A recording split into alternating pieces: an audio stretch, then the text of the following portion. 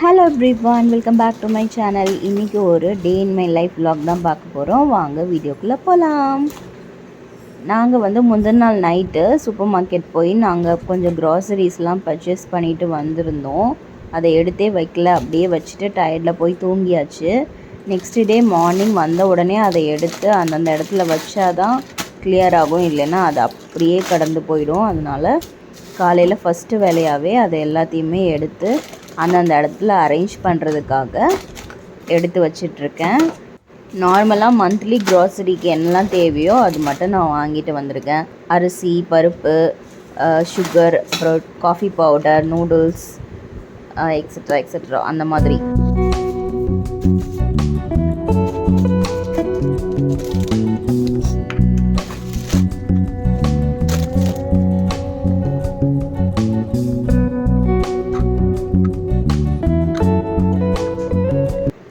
நான் இந்த popsicle mode தென் juice ஊற்றி வைக்கிற அந்த ஜார் இது ஒன்றும் நான் இன்றைக்கி வாங்கியிருந்தேன். எல்லா பேக்கெட்ஸையுமே எடுத்து பாக்ஸில் எல்லாத்தையுமே தனித்தனியாக எடுத்து வச்சாச்சு. எக்ஸ்ட்ரா இருக்கிற எல்லாத்தையுமே இந்த மாதிரி ரப்பர் பேண்ட் போட்டு ஒரு தனி பேஸ்கெட்டில் வச்சுருவேன். அது காலியாகும் போது இதுலேருந்து எடுத்து நான் யூஸ் பண்ணிப்பேன். இப்போ காலையில் ஒரு பெரிய வேலையை எனக்கு முடிஞ்சிருச்சு. இது எல்லாத்தையுமே க்ளீன் பண்ணிவிட்டு இப்போது காலையில் ஒரு ஸ்மூத்தி பண்ண போகிறேன். அது எப்படி பண்ணலான்னு பார்க்கலாம். நான் பனானாவையும் மேங்கோவும் வச்சு இன்றைக்கி ஸ்மூத்தி பண்ண போகிறேன். ஒரு பனானா இதுக்கு எடுத்திருக்கேன். என்ன பனானானாலும் எடுத்துக்கலாம். நான் இன்றைக்கி செவ்வாழை எடுத்திருக்கேன். அதை இந்த மாதிரி சின்னதாக கட் பண்ணி எடுத்துக்க போகிறேன். தென் மாம்பழத்தையும் எடுத்துக்க போகிறேன். ஒரு மாம்பழம் இதில் யூஸ் பண்ண போகிறேன். அதை கட் பண்ணி அதில் உள்ளதை மட்டும் ஸ்கூப் பண்ணி எடுத்துக்க போகிறேன். அந்த பல்ப்பு மட்டும் நம்ம யூஸ் பண்ண போகிறோம்.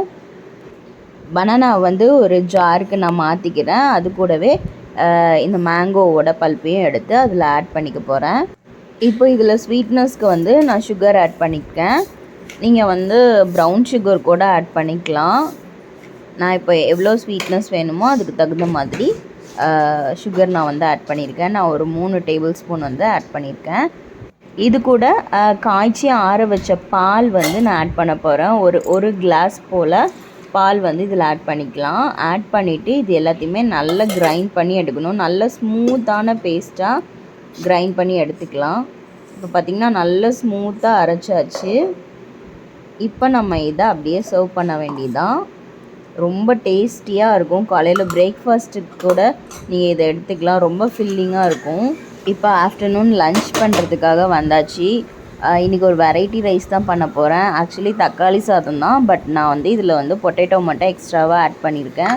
நார்மலாக பண்ணுற வெங்காயம், தக்காளி எல்லாத்தையுமே வதக்கி விட்டுட்டு இஞ்சி பூண்டு பேஸ்ட்டு போட்டுட்டு தென் பொட்டேட்டோவையும் போட்டு நல்லா வேக வச்சுட்டு தென் மசாலா எல்லாமே ஆட் பண்ணி நல்லா கலந்து விட்டதுக்கப்புறம் நம்ம வேக வச்ச சாதத்தை இதோடு சேர்த்து மிக்ஸ் பண்ணி இறக்கணுன்னா ஒரு வெரைட்டி ரைஸ். இது தக்காளி சாதம் தான், பட் இதில் எக்ஸ்ட்ராவாக பொட்டேட்டோ மட்டும் ஆட் பண்ணியிருக்கேன். ஆஃப்டர்நூன் குக்கிங் முடித்ததுக்கப்புறம் கிச்சன் இப்படி தான் இருக்குது. பாப்பாவுக்கும் ஒயிட் ரைஸ் வச்சு தயிர் ஊற்றி அவளுக்கு ஊட்டியாச்சு. இப்போ எல்லாத்தையுமே இப்போ க்ளீன் பண்ணுற வேலை தான். தென் பாத்திரத்தையும் கழுவி வச்சுட்டா என்னோட வேலை முடிஞ்சுது. குக்கரில் உள்ள எக்ஸ்ட்ரா ரைஸ் எல்லாத்தையுமே எடுத்து ஒரு பாக்ஸில் மாற்றிட்டு குக்கரையும் கழுவி வச்சிட போகிறேன். இல்லைனா இது பெரிய இடத்த ஆக்குப்பை பண்ண மாதிரியே இருக்கும். தென் குக்கரை கழுவுறதுக்கும் கஷ்டமாக இருக்கும். டக்குன்னு கழுவிட்டோன்னா ஈஸியாக கழுவிடலாம். ரொம்ப அது காஞ்சி போச்சுன்னா அது கழுவுறதுக்கும் கஷ்டமாக இருக்கும். அதனால் சாப்பிட்டு முடித்ததுமே வேறு ஒரு பாக்ஸுக்கு அதை ட்ரான்ஸ்ஃபர் பண்ணிட்டோன்னா இடமும் அடைக்காது. தென் கழுவுறதும் ஈஸியாக கழுவிடலாம். ஸோ அதையும் ட்ரான்ஸ்ஃபர் பண்ணி எடுத்தாச்சு. இப்போ எல்லாத்தையுமே கிளியர் பண்ணிட்டோன்னா கிச்சன் நீட்டாகிடும்.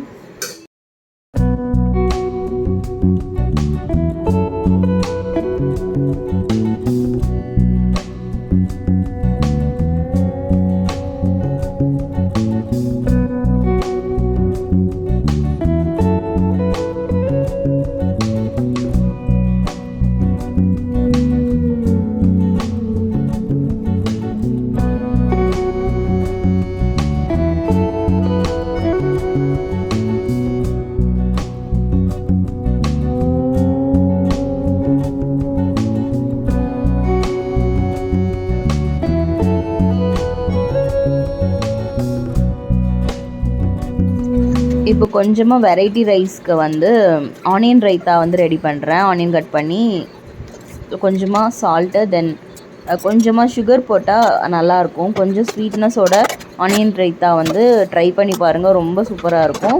அதில் கொஞ்சமாக டொமேட்டோ ஆட் பண்ணியிருக்கேன். அப்புறமா சால்ட்டு, கர்டு இது எல்லாமே போட்டு மிக்ஸ் பண்ணி வச்சாச்சு. இப்போ கிச்சனோட கவுண்டர் டாப் எல்லாமே நீட் பண்ணியாச்சு. பாத்திரம் தான் சிங்க் ஃபுல்லாக இருக்குது, இதை இப்போ வாஷ் பண்ணணும். தென் வந்து சிண்டு மேடம் வந்து வீட்டை வந்து இப்படி தான் டெய்லி ஆக்கி வைப்பாங்க. நம்ம டெய்லி இதை க்ளீன் பண்ணணும். அவங்க டாய்ஸ் எல்லாத்தையுமே எடுத்து வெளியில் போட்டாச்சு. கொடுத்த ஸ்நாக்ஸ் எல்லாத்தையும் வீடு ஃபுல்லாக சதறடிச்சு வச்சுருக்காங்க.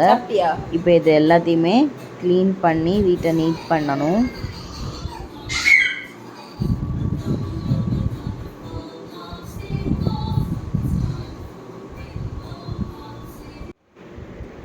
ஆஃப்டர்நூன் நல்லா ஒரு தூக்கம் போட்டாச்சு. தூக்கம் போட்டு இப்போ ஈவினிங் வந்து பாப்பாவுக்கு வந்து கஞ்சி காய்ச்சலான்னு சொல்லிட்டு வந்திருக்கேன். அதுக்குள்ளே ஒரு புக்கை எடுத்துகிட்டு வந்து கிச்சனில் வந்து வச்சுருக்கா. அதே எடுத்து அந்த பிளேஸில் வச்சுட்டு இப்போ வந்து ராகி கஞ்சி வந்து காய்ச்ச போகிறேன். அது எப்படி பண்ணலான்னு பார்க்கலாம். நான் அதுக்கு சின்னதாக ஒரு பாத்திரம் வச்சுருக்கேன். அதில் வந்து 1 ஸ்பூன் ராகி கஞ்சி மாவு ஆட் பண்ணியிருக்கேன். ராகி மாவு தான், கடையில் நார்மலாக கிடைக்கிற ராகி மாவு 1 ஸ்பூன் ஆட் பண்ணுறேன். அதில் வந்து நான் கருப்பட்டி வந்து ஆட் பண்ணிக்க போகிறேன். கருப்பட்டி வந்து அப்படியே போட்டால் கரையிறதுக்கு கொஞ்சம் கஷ்டமாக இருக்கும். அதனால நான் இந்த மாதிரி கிரேட் பண்ணி ஆட் பண்ணிக்க போகிறேன். ஒரு அரை கருப்பட்டி வந்து நான் அதில் ஆட் பண்ண போகிறேன். இந்த அளவுக்கு நான் கருப்பட்டி ஆட் பண்ணியிருக்கேன். இப்போ இதில் தேவையான அளவு தண்ணி வந்து நான் ஆட் பண்ணிக்க போகிறேன். இதை நல்லா மிக்ஸ் பண்ணிவிட்டு இதை வந்து நான் வடிகட்டி எடுத்துக்க போகிறேன், ஸ்ட்ரெயின் பண்ணி எடுத்துக்க போகிறேன். ஏன்னா கருப்பட்டிலேயும் தூசி இருக்கும்.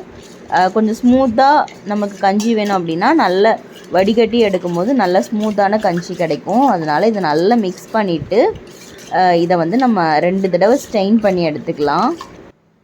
இந்த மாதிரி 2 தடவை ஸ்ட்ரெயின் பண்ணி நம்ம பாத்திரத்தில் வச்சு நம்ம அடுப்பில் வச்சு நல்லா காய்ச்சி எடுத்துக்கலாம். நல்லா ஸ்லோ ஃப்ளேமில் குக் பண்ணணும். ஹையில் வச்சோன்னா பொங்கி கீழே ஸ்டவ்லாம் கொட்டிடும். அதனால் லோ ஃப்ளேமில் வச்சு நல்லா அதை வேக வச்சு எடுத்துக்கலாம்.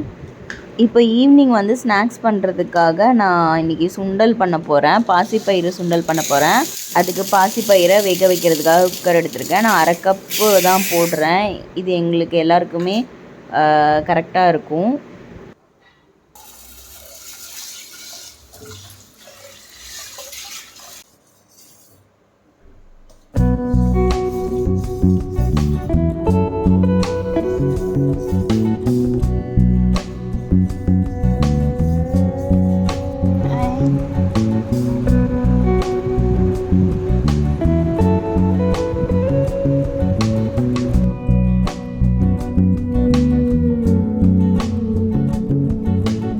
நான் இன்றைக்கி வந்து ஸ்நாக்ஸுக்கு பாசிப்பயிறு சுண்டல் வச்சுருந்தேன். ஆனால் அவங்க டேடி வந்து வரும்போதே இந்த உளுந்து போண்டா இதெல்லாம் வாங்கிட்டு வந்திருந்தாங்க.